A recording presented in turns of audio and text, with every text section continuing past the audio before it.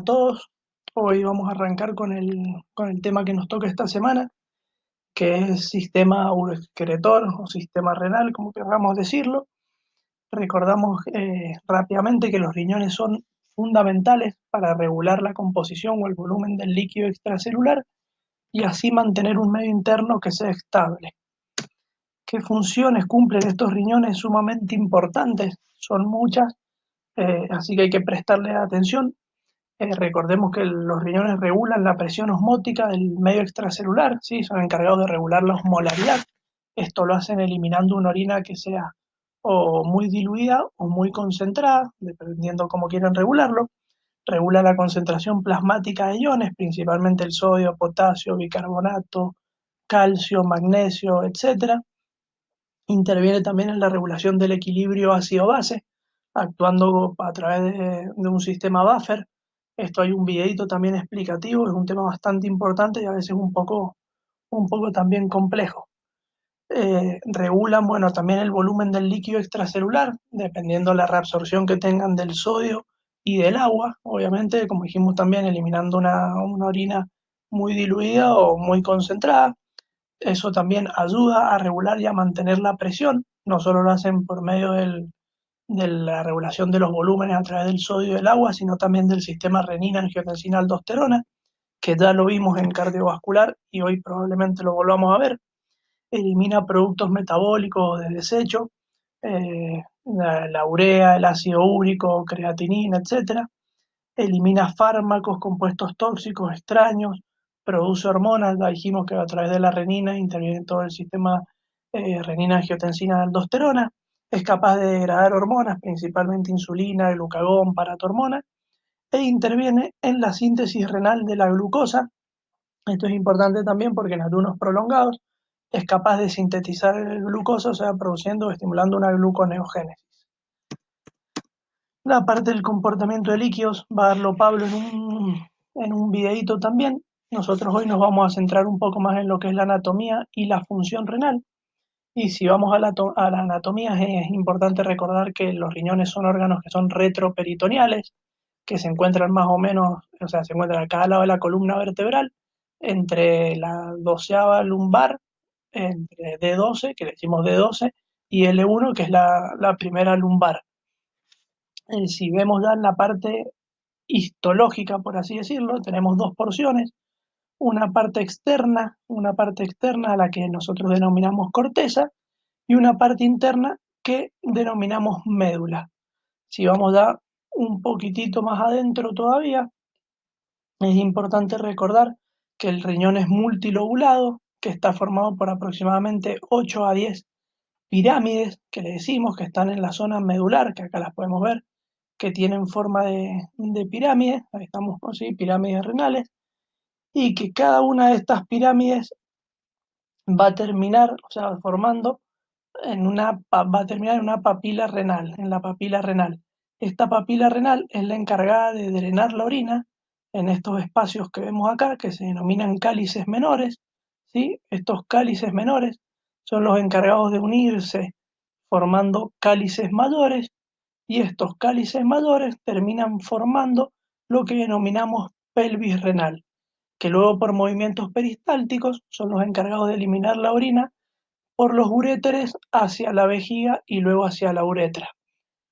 Y esta zona que tenemos acá, que es la zona por donde ingresan arterias, venas, linfáticos, por donde salen los uréteres, es lo que nosotros denominamos ilio renal, que es esta zona de acá, de ingreso más que nada vascular, nervioso, linfático y de los uréteres. Si vamos también a la anatomía y salimos del riñón, como dijimos recién, acá tenemos los riñones, los uréteres, la vejiga donde se almacena y la uretra, que es el excretor ya externo. Y en un órgano femenino igual, riñón, uréteres, vejiga y la uretra. Si ya vamos más adentro todavía, vamos a llegar a la unidad ya que es anatómica y funcional del riñón, que es lo que nosotros denominamos nefrona. Esta nefrona es bastante más compleja de lo que venimos viendo. Está formada principalmente por una zona glomerular, ¿sí? Cada nefrona, sepan que en el riñón tenemos millones de nefronas y está formada por una zona corpuscular y una zona tubular.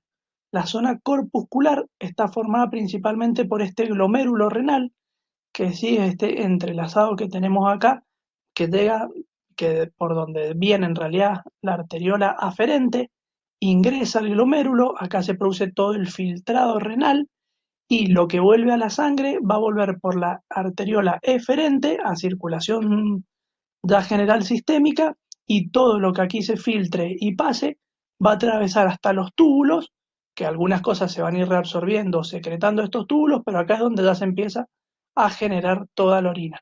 Entonces tenemos esta parte corpuscular que está formada por el glomérulo y la cápsula de Bowman, que es la cápsula que la rodea, y la porción tubular, que es el túbulo contorneado proximal, que acá podemos ver, sale el glomérulo, empieza el túbulo contorneado proximal,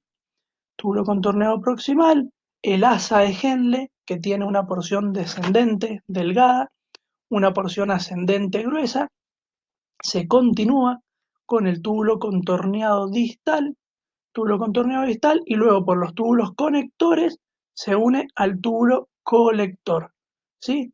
Entonces, para recordar, tenemos glomérulo renal, cápsula de Bowman, túbulo contorneado proximal, asa de Henle, túbulo contorneado distal, conector y túbulo colector. Esta porción que vemos acá del glomérulo, la cápsula y de los túbulos contorneados proximales y distales pertenece a la corteza, si lo estuviésemos viendo al riñón como lo veíamos anatómicamente recién. Y el asa de Henle prácticamente pertenece a la médula. Hay una parte que es de corteza, una parte que es médula, pero prácticamente es una porción medular. Bueno, y continuamos, una vez que hemos salido de la parte de la nefrona como unidad anatómica funcional del riñón, a aquello que da la formación de la orina. Cuando hablamos de formación de la orina, nos referimos a tres procesos fundamentales para que la orina se pueda formar, y esto es la filtración glomerular, que como su nombre le indica, se produce en el glomérulo renal. Recordemos, como dije recién, la sangre, el plasma en este caso, llega por la arteriola aferente. Aquí se va a filtrar, se va a producir un filtrado, lo que no va a dejar pasar este glomérulo, que ya lo vamos a ver enseguida cuando veamos filtrado glomerular, pero lo que no va a dejar pasar son todas aquellas proteínas que pesen más de 10 kilodalton, o sea que va a pasar todo el líquido que sea igual al plasma y aquellas proteínas menores a 10 kilodalton. El resto va a volver por la arteriola aferente, ¿sí? Y los capilares peritubulares después a la circulación sistémica.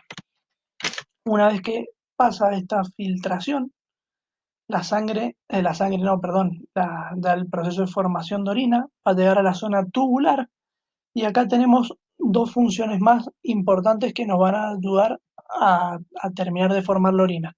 Uno es la reabsorción que es toda sustancia que está en la zona tubular y vuelve a la circulación sistémica, o sea, se reabsorbe, sale de los túbulos renales para volver a la circulación. ¿Qué sustancias reabsorbemos? Principalmente glucosa, aminoácidos y cloruro de sodio, ¿sí? Ya eso también lo vamos a ver cada una de estas partes, las vamos a ver enseguida en qué porción de los túbulos se va dando y por acción de qué hormona o de qué sistema. Y lo último que va a intervenir en la formación de la orina es aquello que secretamos. ¿Qué quiere decir lo que secretamos? Todo aquello que pasa de la circulación hacia adentro de los túbulos, ¿sí? Lo contrario a la reabsorción. La reabsorción es de los túbulos hacia afuera, la secreción es de afuera hacia adentro de los túbulos.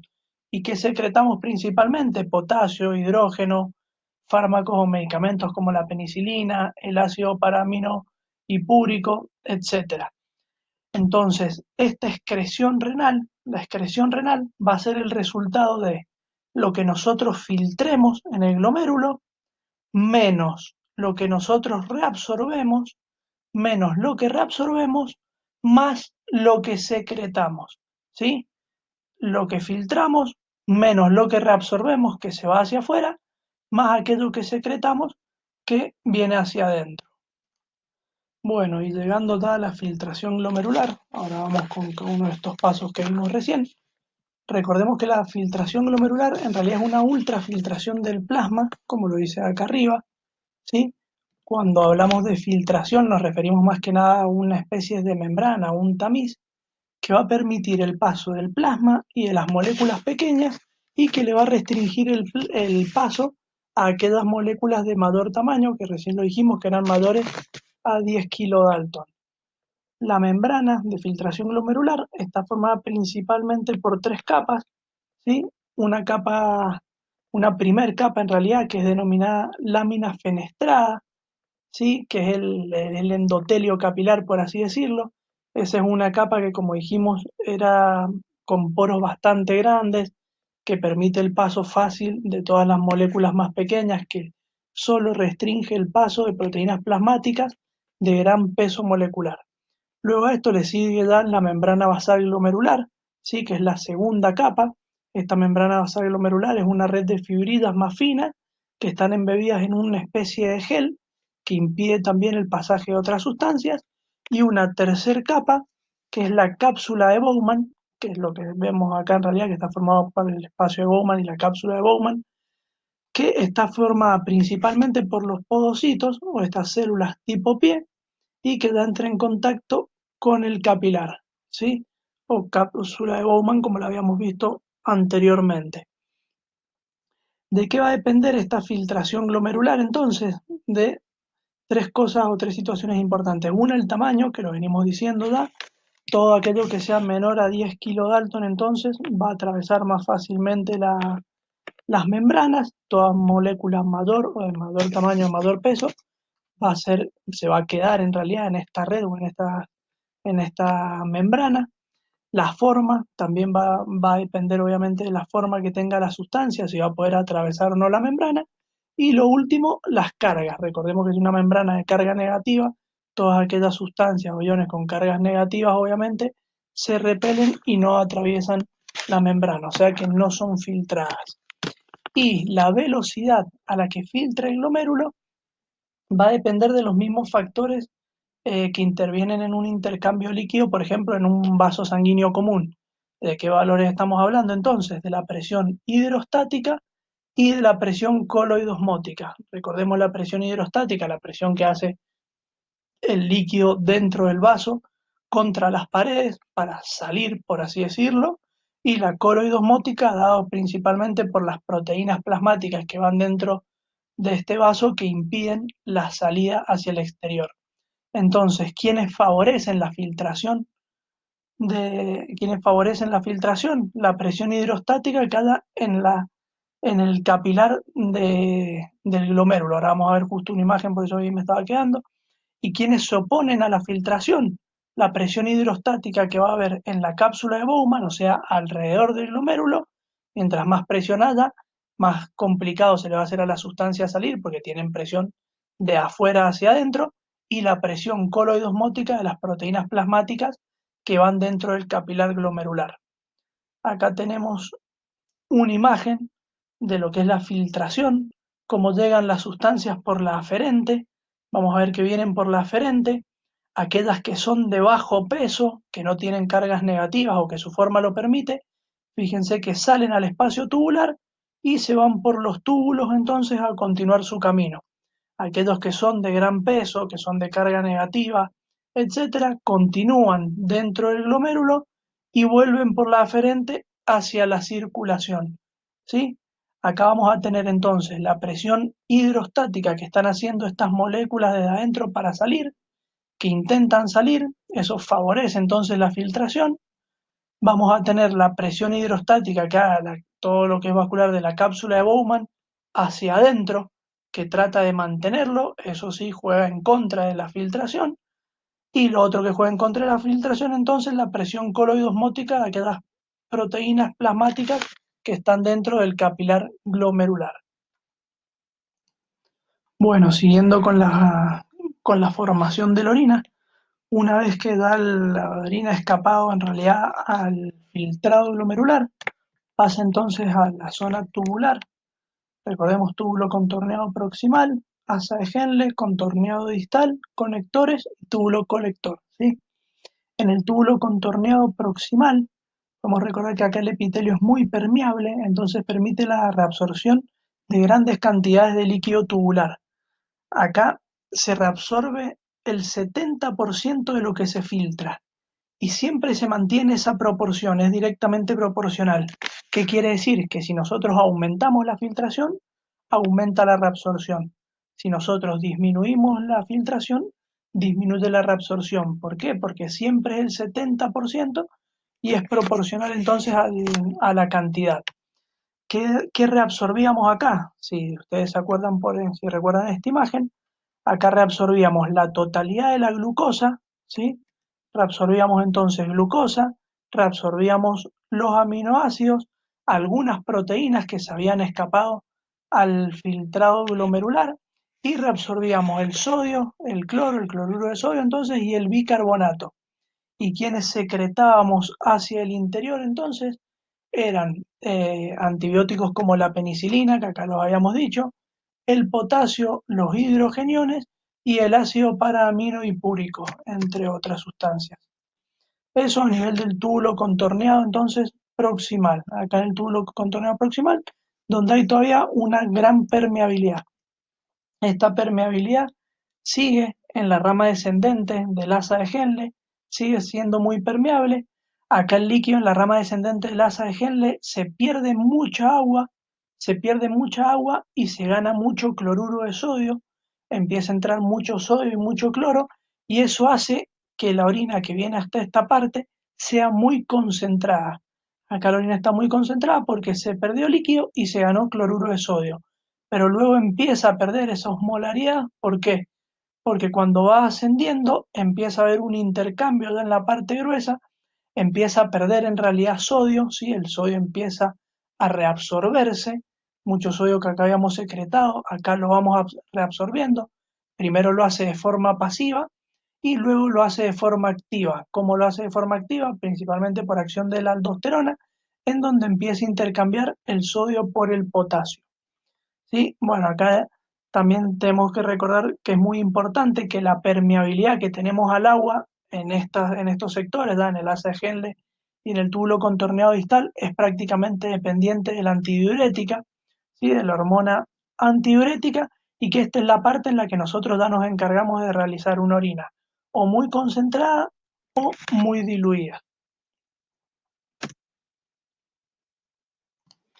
Bueno, lo que es concentración y dilución de la orina no nos vamos a demorar, son mecanismos bastante simples que pueden verlos, cualquier duda en la clase nos los preguntan.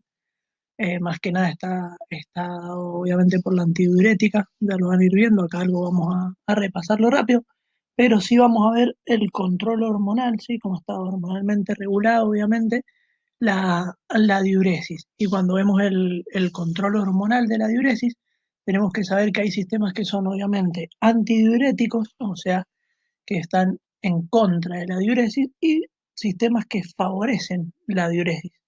Los sistemas que que favorecen la antidiuresis, en realidad, que son antidiuréticos, son justamente la antidiurética, el sistema renina-angiotensina-aldosterona y el sistema adrenérgico. Y aquellos que favorecen a la diuresis son el sistema de glomerulopresina, el sistema de calicreínas-cininas y el péptido atrial natriurético. Ahora los vamos a ir viendo. La antidiurética, recordemos, una hormona sintetizada por la hipófisis, que va a actuar a nivel del túbulo colector principalmente, y va a depender si la concentración plasmática está aumentada, lo que va a hacer es aumentar la descarga antidiurética, que a nivel del colector va a aumentar la permeabilidad al agua, y eso va a hacer que nosotros tengamos una orina muy concentrada, ¿sí? Retiene agua porque hay una concentración muy alta de iones en el plasma, o una osmolaridad muy alta, retiene el agua, y la orina que eliminamos es con grandes concentraciones para ir perdiendo concentración y para así regular obviamente el volumen plasmático. Y bueno, y si las concentraciones en el plasma están disminuidas, se inhibe la secreción de la hipófisis, obviamente, la antidiurética disminuye y acá el túbulo colector se hace impermeable al agua. Al hacerse impermeable al agua, va a arrastrar obviamente una orina que va a estar mucho más diluida, con mucho componente acuoso y con pocos iones. El otro sistema muy importante, que ya lo hemos visto en cardiovascular, pero que lo volvemos a ver, es el sistema renina-angiotensina-aldosterona, Vamos a recordar que el riñón va a sintetizar esta renina, la cual va a ir a actuar sobre el angiotensinógeno para producir angiotensina 1. Esta angiotensina 1 no tiene función hasta que llegaba al pulmón, era captado por la enzima convertidora de angiotensina, le quita aminoácidos y lo convierte en angiotensina 2. Esta angiotensina 2 era un vasoconstrictor potente, ¿sí? Es muy importante, es el sistema más importante en la regulación de la orina, porque es un vasoconstrictor potente, aumenta la reabsorción de sodio, ¿sí? Por acción directa sobre los túbulos, reduce la excreción del sodio, ¿sí? Disminuyendo la filtración, y reduce también la velocidad de filtrado glomerular, estimula también la secreción de la aldosterona, ¿sí? Estimula la secreción de la aldosterona y estimula los centros de la sed para que obviamente aumentemos la ingesta y aumenten los volúmenes. Y la aldosterona, también sobre el túbulo contorneado distal, aumentaba más todavía la reabsorción de sodio, siempre que decimos reabsorción de sodio va acompañado de agua, obviamente, y le intercambiaba por el potasio, o sea, reabsorbe sodio, secreta potasio, ¿sí? Y por último, el sistema adrenérgico, que también estimula la reabsorción de sodio y la secreción de renina, ¿sí? Estimula principalmente la secreción de renina para volver a entrar en este sistema renina-angiotensina-aldosterona, y por otro lado produce vasoconstricción de la arteriola aferente. Bueno, da los sistemas que son diuréticos, o sea, aquellos que favorecen la diuresis, como dijimos, glomerulopresina, sistema de calicreínas-cininas y el péptido natriurético atrial. El sistema de glomerulopresina es secretado por el hígado, lo que va a hacer es producir una vasodilatación de la arteriola aferente y con esto un aumento del filtrado del glomérulo. El sistema de calicreínas-cininas también es vasodilatador, pero actúa principalmente por inhibición de la enzima convertidora de angiotensina, y el péptido natriurético atrial, que ya lo habíamos visto también en cardiovascular, era el que inhibía la reabsorción del sodio y generaba también vasodilatación, aumentando obviamente en la aferente, aumentando después el filtrado glomerular. Bueno, y por último llegamos a la parte de micción, ¿sí? Ahora hemos llegado a la parte de la micción propiamente dicha. Recordemos, como habíamos visto en el riñón, se empezó a originar todo en la pirámide renal, que eso es drenada por la papila renal en los cálices menores en cálices mayores y esos cálices mayores en la pelvis renal. Una vez que estaba ahí en la pelvis renal empezaban los movimientos peristálticos y llevaba la orina desde la pelvis hacia los uréteres y de los uréteres hasta la vejiga. Ahí en la vejiga, acá están los uréteres, la vejiga se empieza a acumular como si fuese un reservorio, y el estímulo de la micción está obviamente inervado por el sistema nervioso autónomo, que como habíamos visto a nivel cardiovascular, tenemos una inervación parasimpática, que es estimulante, y una simpática, que es inhibitoria. Aquí a nivel urinario pasa lo mismo, el parasimpático es el encargado de la contracción del músculo liso vesical, del detrusor principalmente, y también de relajar los esfínteres. Y el parasimpático tiene acción inhibitoria sobre los músculos y es el encargado de contraer los esfínteres. Y al igual que pasa en el ano, cuando vimos el aparato digestivo, la uretra cuenta con dos esfínteres, uno de músculo liso, que es interno, y como es músculo liso es involuntario, y uno de músculo estriado externo, o que está afuera en realidad, más externo, que es voluntario. Aquí en la vejiga, recuerden que podemos almacenar hasta 500 mililitros de orina, pero ya cuando hay 500 mililitros prácticamente de orina en el interior, el deseo de orinar es imperioso, siempre decimos, y que da a los 200 mililitros, más o menos empieza a producirse el primer deseo de orinar. Cuando comienza la micción, este primer reflejo obviamente es voluntario, nosotros contraemos los músculos abdominales y aumentamos la presión abdominal y producimos también una relajación del esfínter estriado, que recordemos que es el que es voluntario. El reflejo este miccional es un reflejo que tiene retroalimentación positiva. ¿Qué quiere decir? Que a mayor flujo de orina que va pasando por la uretra, mayor es la estimulación parasimpática. Más se estimula el parasimpático, más se contrae el detrusor de la vejiga y más se van relajando los esfínteres. Y una vez que ya no hay flujo, que se vació por completo la vejiga, ahí ya se estimula el simpático o se inhibe toda la actividad parasimpática para que dejemos ya la contracción del detrusor. Pero a mayor flujo entonces, mayor contracción, es lo que denominamos retroalimentación positiva. En el hombre, la micción ya se termina de completar por una contracción de los músculos bulbo cavernoso, en cambio en la mujer se termina de completar la micción por un simple tema de gravedad, obviamente. Bueno, eso es todo lo que nosotros vamos a ver. Pablo les va a explicar la parte de, del comportamiento de los líquidos y la parte de ácido base es importante que la vean ustedes. Hay un video también explicativo bastante claro, pero cualquier duda que tengan entonces lo charlamos el jueves.